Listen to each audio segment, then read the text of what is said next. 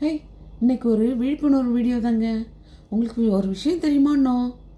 நம்ம தலைநகர் டெல்லியில், ஆமாங்க, டெல்லியில் தான்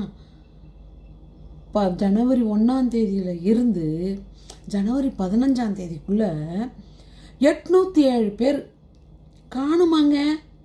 நான் சொல்லங்க, அங்கே இருக்கிற மாநகர போலீஸ் தகவல் அறிக்கையில் இருக்குங்க. இன்னும் யாரையும் கண்டுபிடிக்கல போல இருக்குங்க, எங்கே இருக்காங்க ஏது இருக்காங்கன்னு. இதில் 507 பேருக்கு மேலே பெண்களும் குழந்தைங்களுமா, 298 பேர் ஆண்களாம். எங்கன்னு கண்டுபிடிக்கலன்றாங்க.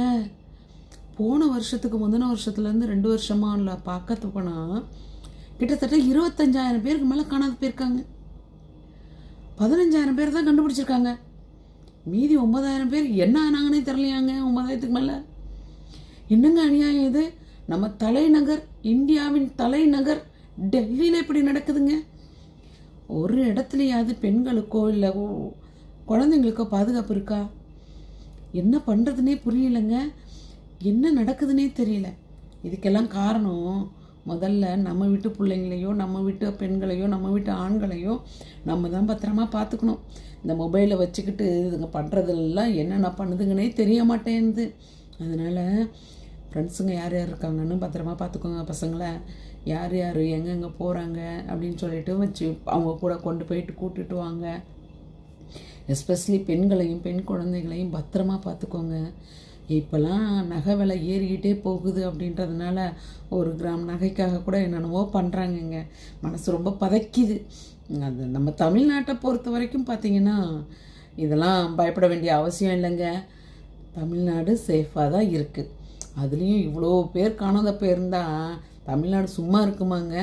இந்நேரம் அலசி ஆராய்ஞ்சி நொங்கு எடுத்துருக்கோங்க போலீஸு. என்ன நடக்குது டெல்லியில் அப்படின்னு தான் தெரியலங்க சத்தியமாக.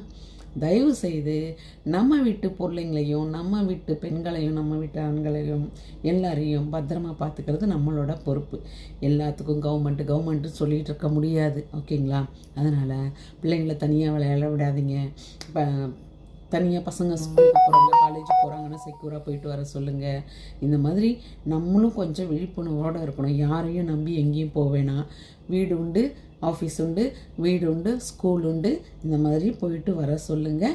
பிள்ளைங்கள பத்திரமா பார்த்துக்கோங்க. எங்கே போனாலும் எல்லாருமே பத்திரமா சேஃபாக போங்க.